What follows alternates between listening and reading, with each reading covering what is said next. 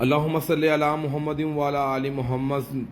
السلام علیکم سر، میرا نام صدف ہے، میں بہت پریشان ہوں۔ میرا شوہر ہر وقت طلاق کی دھمکی دیتا ہے، ہر وقت لڑائی کرتا رہتا ہے۔ جی اللہ پاک آپ کے حال پہ رحم و کرم فرمائے، اور ہماری دعا ہے کہ آپ کو کبھی طلاق نہ ہو، اور انشاءاللہ تعالیٰ طلاق ہوگی بھی نہیں، اور انشاءاللہ تعالیٰ اللہ پاک کرم فرمائے گا۔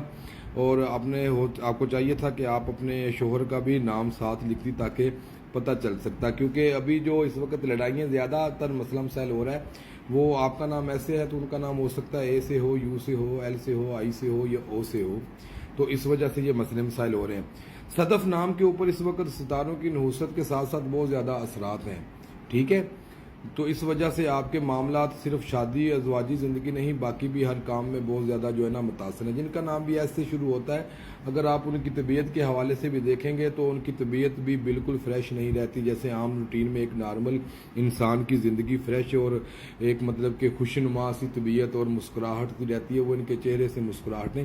ختم ہو چکی ہیں۔ مسلسل پریشانیوں نے 2016 کے بعد ابھی 2024 آ چکا ہے، تو مسلسل پریشان رہ کے، مسلسل کاروبار میں مطلب کہ ان کا نقصان ہو کے، مسلسل محبت میں ان کا نقصان، شادی شدہ زندگی میں ان کا نقصان، ان کی جو ہے نا خوشیاں کھا گیا ہے۔ یہ وقت جو تھا نا، یہ ان کے لیے بہت گمبھیر وقت تھا، بہت ظالم وقت تھا، جس نے اس کی جو ہے نا ستاروں کے حوالے سے بہت زیادہ ان کے اوپر مسئلے مسائل رہے ہیں، جس کی وجہ سے جو ہے نا یہ مسئلہ بنا ہے۔ تو رہی بات، اگر آپ کے اپنے خامد کے ساتھ لڑائی رہتی ہے، جھگڑا رہتا ہے، تو اس کے لیے تو مکمل آپ کا ذائچہ بنے گا، اور آپ کو چاہیے کہ عمل حب جو ہے نا وہ کروائیں۔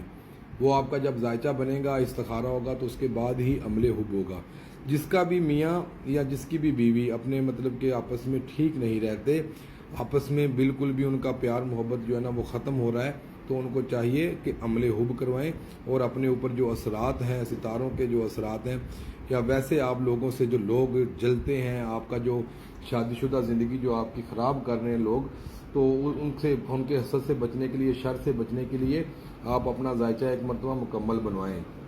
آپ اپنے ارد گرد کے لوگوں میں غور کریں کہ جن کا نام این سے بنتا ہے، زیڈ سے بنتا ہے، ایم سے بنتا ہے، ایم سے، این سے، زیڈ سے جن لوگوں کا مطلب نام بنتا ہے، اور جو لوگوں کو اوپر آپ کو لگتا ہے کہ یہ لوگ ہمارے ساتھ مخلص نہیں ہیں